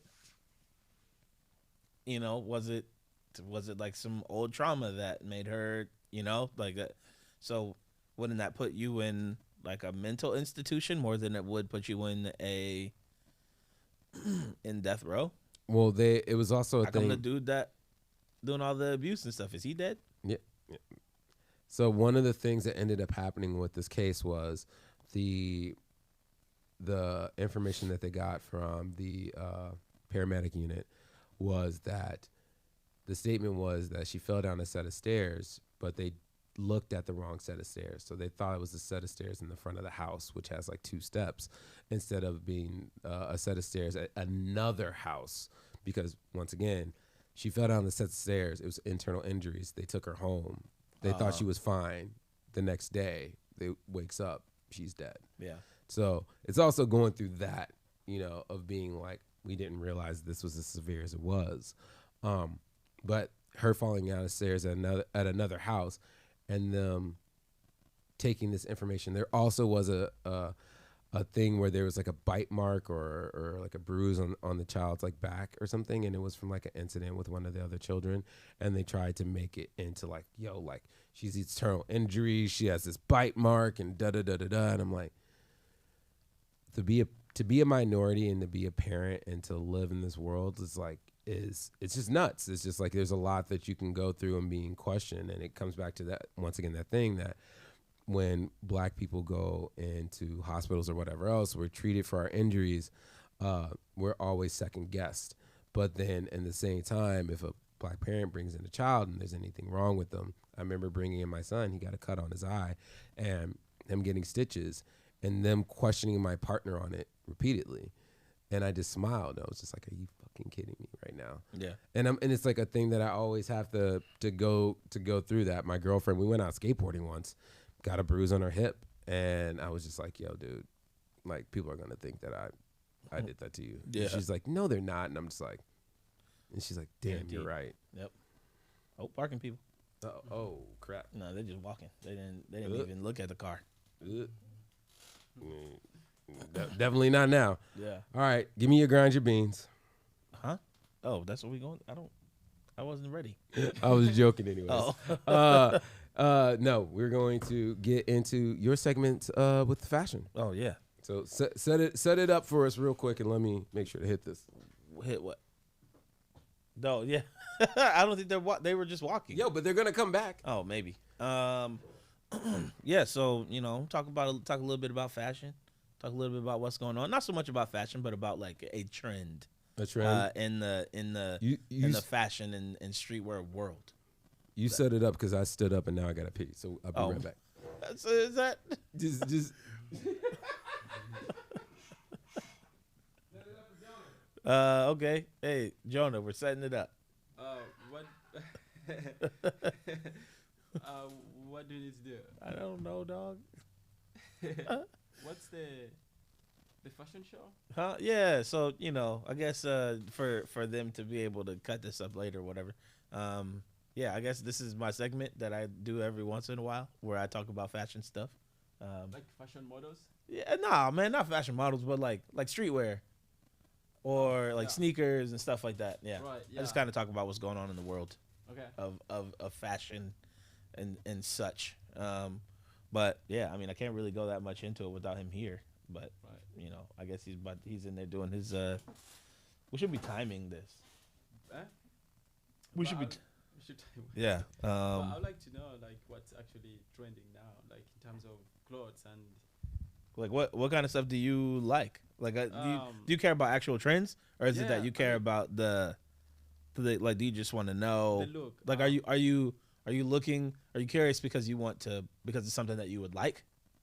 Yes. Okay. So basically, whenever I go back home to college, right? College town, I see a lot of college students wearing specific clothes, but that all like white fashion, right? Yeah. But I'd like to know what's for somebody who's like different. I mean, like Africanish, like what's the fashion should be look like? Yeah, I mean, but it is for them. I mean, it's all up to you. I mean, like we kind of talked about the Samuel L. Jackson, piece on the wall, and he said the print and like in the hat that he's wearing is like super African. And then I asked you like, is it regionally specific and stuff like that? I mean, it could be whatever you want it to be. I think that's the cool thing about fashion. There are trends. There are things like workwear has been a big thing for a while. I'm actually wearing like a Dickies jacket today, just because like it can get dirty. It is comfortable. It is dry. It'll keep me dry, all that kind of stuff. But thank you.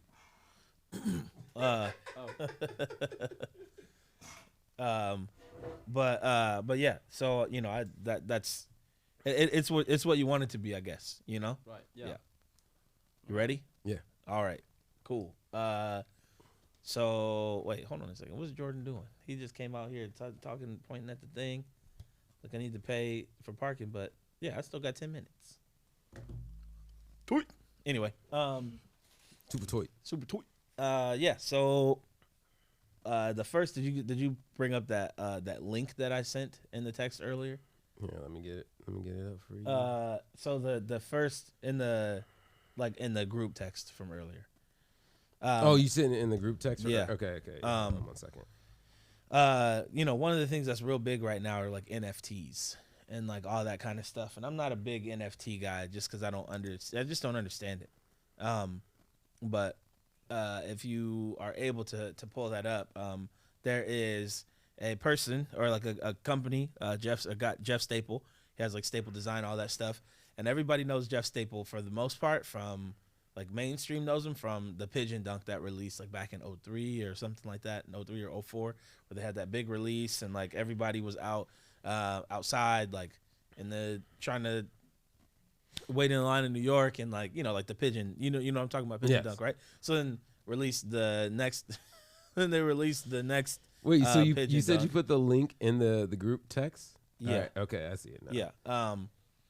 So then like after that, everybody was all hype on then they released like another Pigeon Dunk, and like anytime they release anything pigeon related or Jeff Staple related, everybody gets hype. So I believe Jeff Staple is working with a new brand called it's like one of those ones where they take all the vowels out. Oh, hold on. I'm just trying. Once I see it, I will know. Come on, technology, work with me. Work with them. I like how we're both on our phones trying to do things. Yeah, hold up. Artifact. Yeah, it's called Artifact. So they're releasing like they're releasing like some sneaker RFTs. No, NFTs, RFT. That's how I was thinking. Artifact. Come on, yeah. So go ahead and click on it and play the fight riff. You got on mute. No. Nike Dunk Genesis powered. Welcome to the Artifact ecosystem. Today, Artifact together with Nike Crypto Kicks introduces the future of sneakers. Starting with the Artifact Nike Dunk Genesis powered by DreamOS and Skin Vial Tech. Skin Vials allow you to change the look of the Artifact Nike Dunk Genesis or any compatible sneakers with limited edition skins. Collect, evolve, and breed sneaker skins created by legendary collaborators, artists, and the Artifact community. Load up thousands of skins to a single pair of sneakers. Today, we start with Evo X, Artifact's first skin vial collection featuring 8 Clone X DNA-based evolutive skins. Evo X powered skins vials allow you to evolve your Artifact Nike Dunk Genesis sneaker and choose drip upgrades and powers. Which drip upgrades? For your evolutive skin as you journey into the Artifact ecosystem. The thing for me that I don't really understand is like, why is this cool? There's nothing that is all that cool to me about this. The thing about collecting sneakers is that that they're rare, right? They're tangible. They're things that, and even to me, this is the same about all art.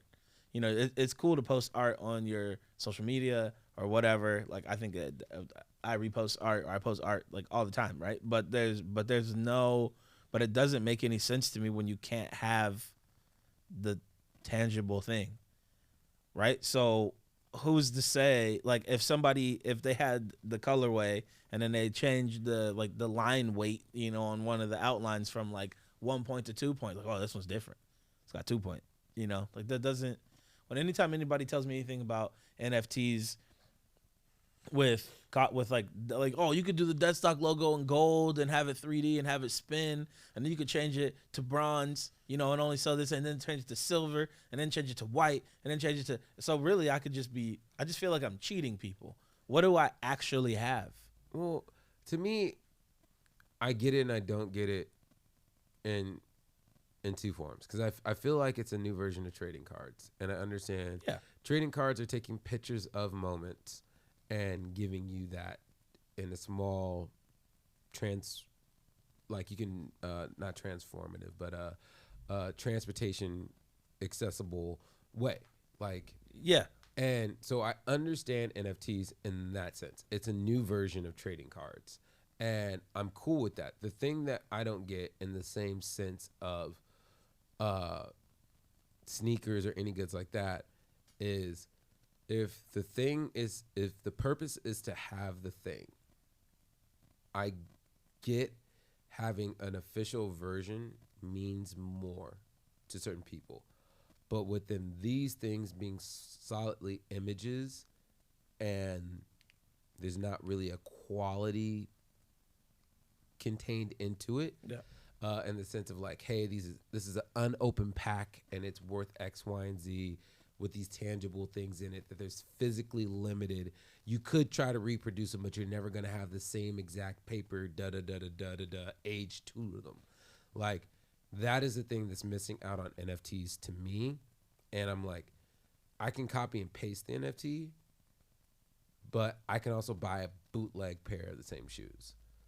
And so I'm like, to me, the thing that's like getting diluted and getting messed up is I feel like all of this pared down to this is about to become a Beanie Baby situation. Like when people have a whole bunch of something and then it's not worth anything? Yeah, like the value of it is super inflated and it's only because of the market being told that it's worth something. Yeah. And then eventually one day someone's like, the emperor's naked. The emperor isn't actually wearing clothes. And then everyone's like, oh. And I'm like, yo, like no one sees the writing on the wall for this. Like, and I think that NFTs do have like a realistic place in our society and going forth. Like we are going to a digital age. We are going to, people existing in a second life per se. And these things might have value then.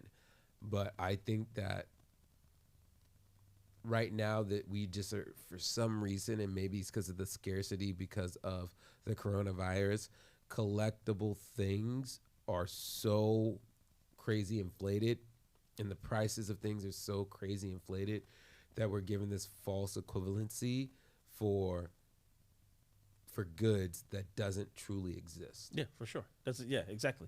I mean, and I would even take it back to the, whatever, it was $1 million duct tape banana, right? At like what was that event?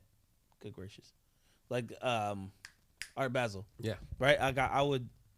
There's no reason that should have been whatever amount of money it was. And I don't care what the art type was named. Maybe it's because it's temporary. Duct tape is whatever. I don't know.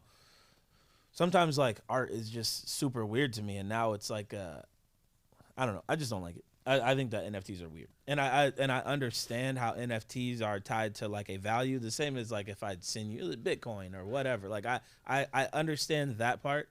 And I do agree that NFTs are the new trading card.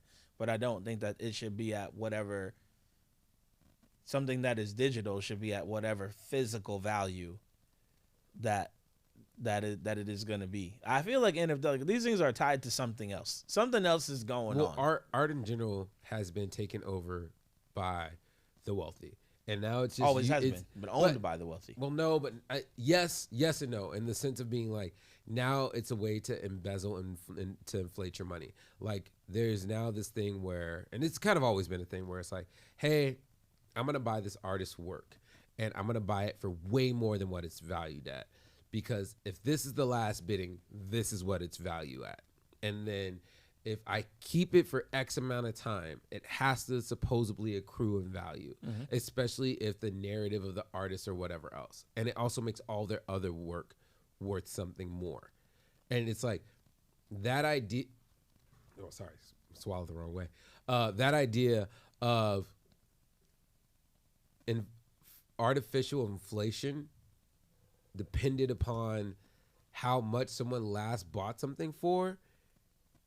And is messed up, because there's a famous example of this happening, and I'm not gonna remember the dude's name, but I can give this story, and it's basic. Dude bought a company, Company, basically, let's pretend like it made paper.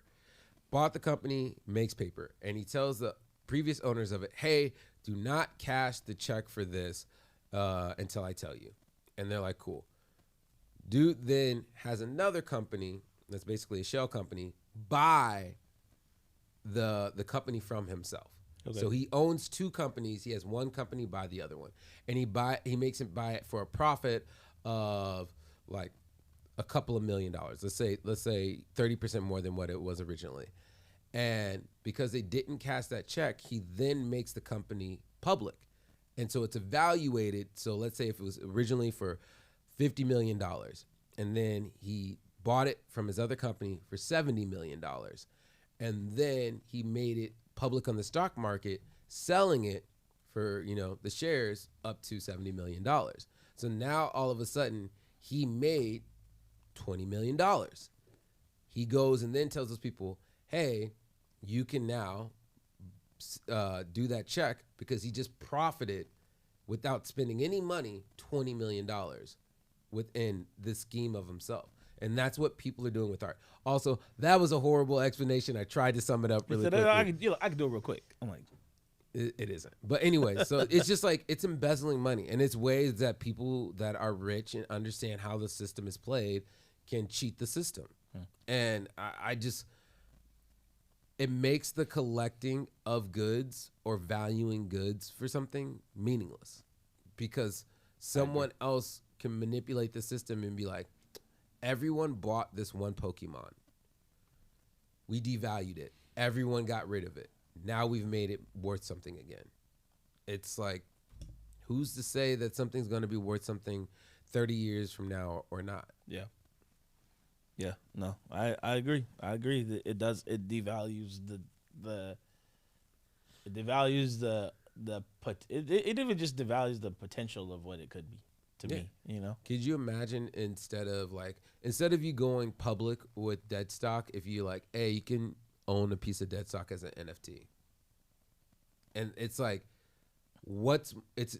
they're just as real as each other in a certain extent. Like owning a piece of stock of it. Yeah.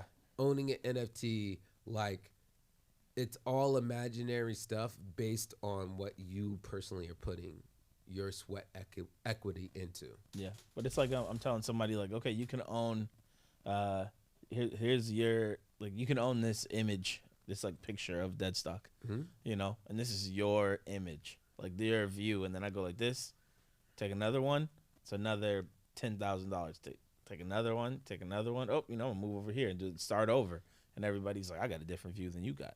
And that's the only thing. I guess I could do it, but that sounds dumb to me. But see, the only reason why I like NFTs, and it's been explained to me recently, and I want to do it, was like, hey, we should take your art, and especially the ones that have correlations to your event, make those into NFTs, maybe make them be sold with a print that you can physically get at the space or whatever else, or maybe they're sold and given away with the ticket, that then people can use those and reclaim those to come to other events for either a discounted or for free, or they get first right to be able to go to events.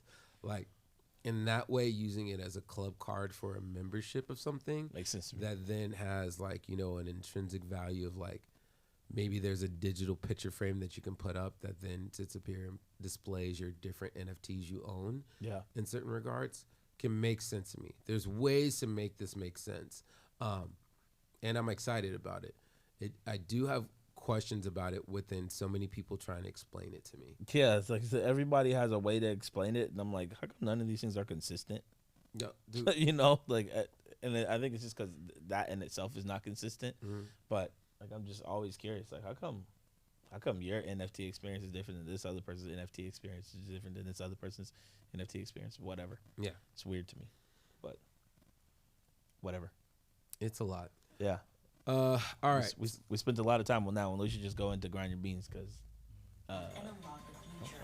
Unlock the future. I hate that they use stupid, huge, big buzzwords or even phrases with buzzwords in it to describe things. It'd be like, this is the future. Yeah. It's and like they use that the algorithm of the new headway. and they use that like future. We use algorithm voice. bioluminescent technology within the ingrained blah blah blahs. It's like all right. So within before we get into Grind Beam, really quickly, we're just gonna do sounds about white. Did you hear about the Mike Tyson incident? I did.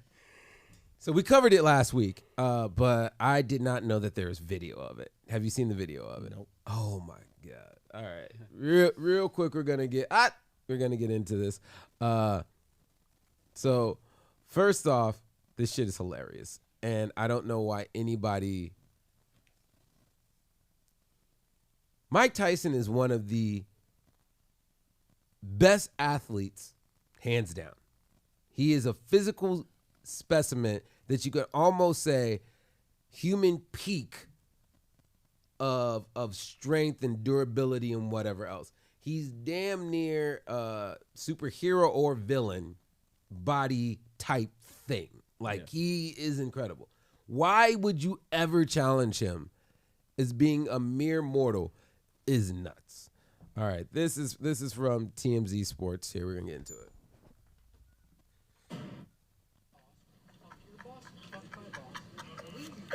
This is George talking to Mike Tyson, bro. This shit crazy, bro. Mike Tyson. My dog done got lit, man. He over here rapping with Tyson. Mike Tyson trying to give us some shrooms. You don't know how to act. Tyson looking out, man. This shit crazy. He should have never gave you his money.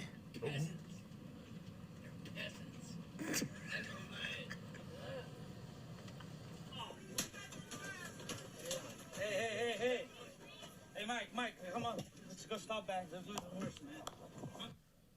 JetBlue, net flight. Got beat up by Mike Tyson.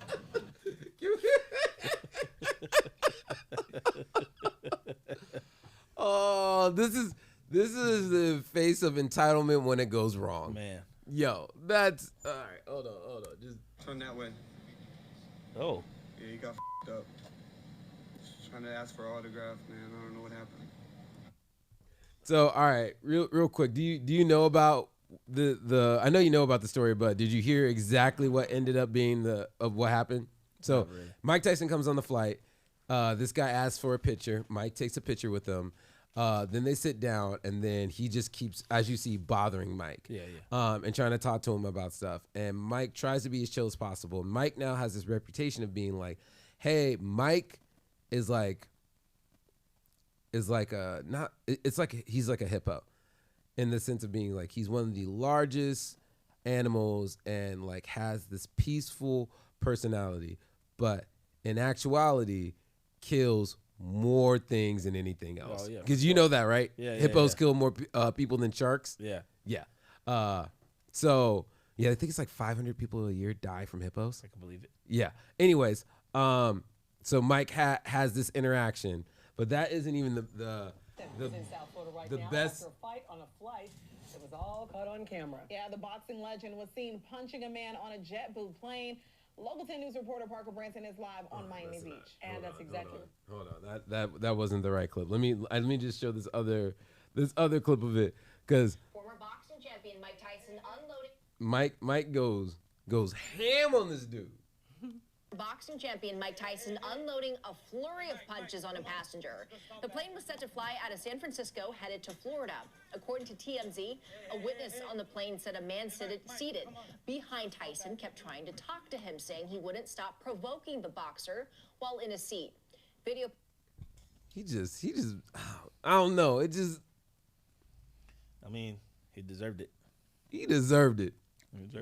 He fully deserved it. Yeah. That's our sounds about white moment, and yeah, please just sit down and shut up. We are not animals in a zoo for you to mess with. Have you ever had one of those moments? Yeah, I mean, I'll just group that into my. Do you grind your beans? Yeah. I mean, go ahead. All right. So this next segment coming up is called Grind Your Beans, where you can talk about what's big or what's small, but as long as you're talking about what's irking you, what's annoying you, what's bothering you. This segment is called Grind Your Beans. Wheezy. Yeah, I mean, I think going into this Mike Tyson stuff, grinds my beans is when you're really just trying to mind your business, and people are asking you a whole bunch of questions or just like provoking you into doing something, and then when you do it, then they go, see, I told you, I knew you did those things, you know.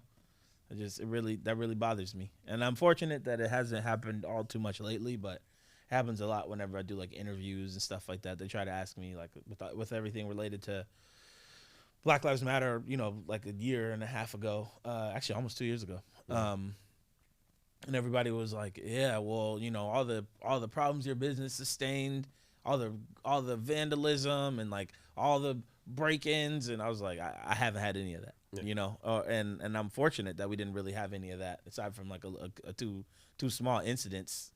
Man, why your lip balm hate you? The two small incidences where you know, somebody tagged the wall, which then we ended up turning into a nice art piece anyway, and then they had tagged I would say the best door. Black Lives Matter thing in the city. Yeah, I think so too. And shout out David Gold for encouraging us to do that. Yeah.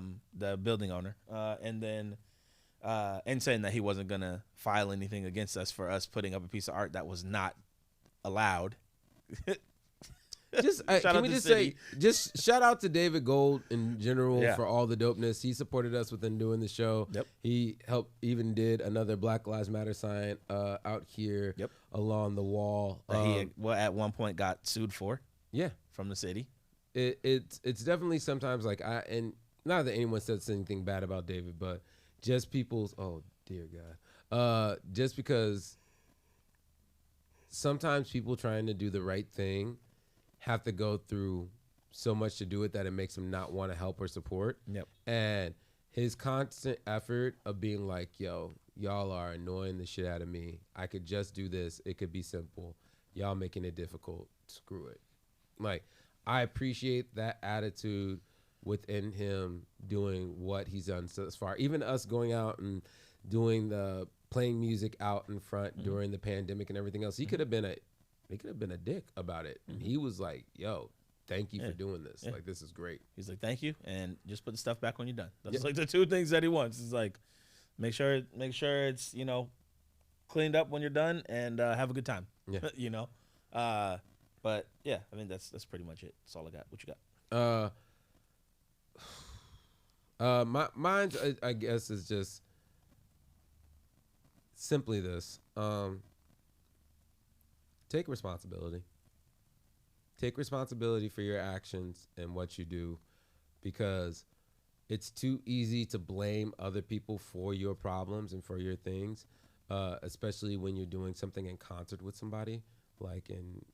I think that if you just live up to your responsibilities and you just, you know, we're all imperfect creatures. Like, we're not meant to be, you know, we are supposed to strive for perfection sometimes, and usually, and pretty much always, we never meet it. But the attempt is what matters. And I think too often it's easier to blame somebody else for something going wrong instead of just taking responsibility for it. And I, as a human being, you know, I need to practice what I preach, but I think that's a big thing. Just take responsibility, take ownership. Don't always have to shift the blame. You can just say, yo, I'm sorry I messed up. That's it. Yep. All right. This has been another illustrious episode of Your Morning Drip. Illustrious. Hey, I say it because, you know, shout out to the Bodega Boys, Detus and Mero. They have another illustrious guest, and I just love when they say it. So I say it in shout outs and respect and recognition to them. But yes, make sure to follow us on all the social media, yourmorningdrip.com. We are also on Twitch and, you know, hopefully other things here soon. Go out and check out the merch and stuff. Support the show. Go buy a print, a t-shirt, or whatever else. Go buy Dead Stock Coffee to make sure Weezy can still be up in this community doing this community stuff. Mm-hmm. I think that's it. Yep. I'm your host, Running Rock. This is also your host, E Weezy. And we will see you again soon. Shout out to Jonah being in the building, hitting the buttons, doing the things. And we will see you again soon. Shout out DMX. Peace.